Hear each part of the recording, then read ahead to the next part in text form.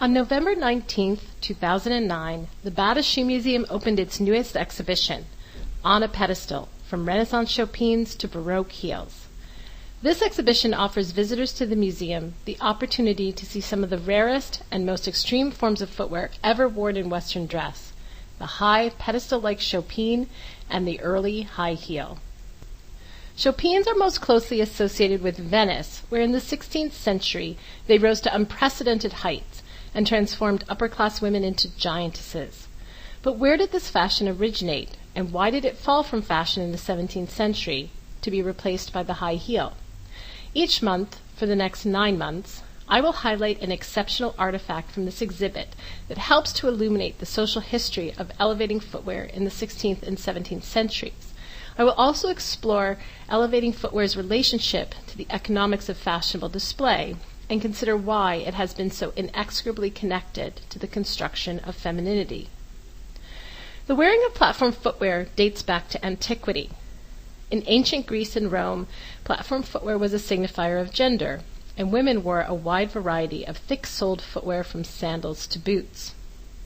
As far back as the 6th century BCE, Greek statues of young women called chorai were sculpted wearing platform footwear as part of their elaborate attire. The most striking use of platform footwear in Greek sculpture, however, can be seen among the thousands of terracotta figurines that have been excavated from temple and funerary sites, such as those at Marina and Corinth. Small terracotta statues of Aphrodite, such as this 1st century BCE example from the Louvre, were made depicting the goddess wearing high platform sandals.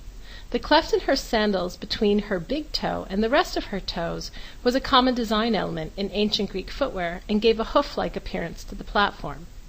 Although platforms like this seem to be designed to increase the wearer's height, statues of Aphrodite are typically depicted seated, suggesting that platform footwear actually served multiple functions, not the least of which was the proclamation of gender.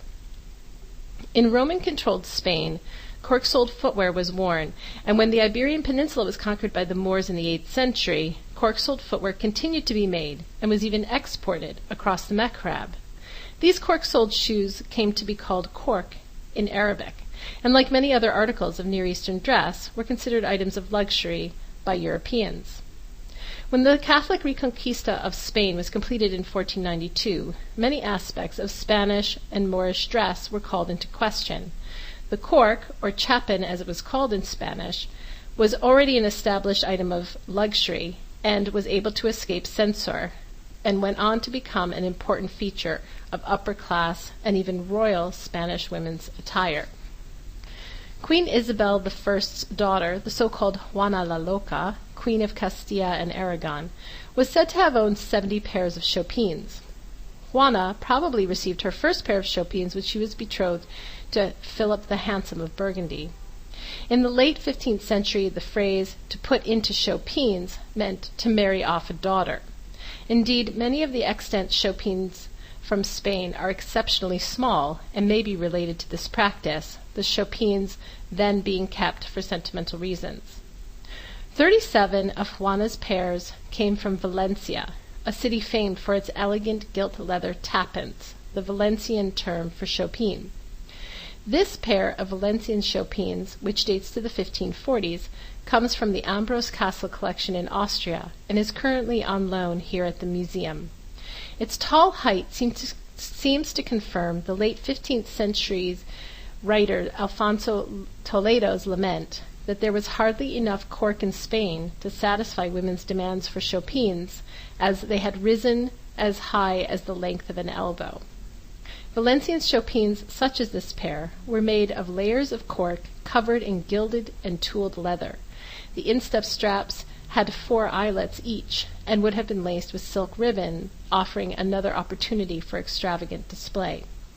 It was in Valencia that shoemakers and chopine makers first established separate guilds in the 14th century. This division of labor stipulated that chopine makers would not attempt to make shoes, while shoemakers would only make a single pair of chopines for their wives. By the late 16th century, the making of gilded chopines had become a matter of civic pride, and there was a demand in Valencia for quality control. No Chopin maker was allowed to use anything but metal-leafed goatskin in the fabrication of his tapins, and that the use of gilded sheepskin was declared a deceit and a fraud. Surely this pair would have made the people of Valencia proud.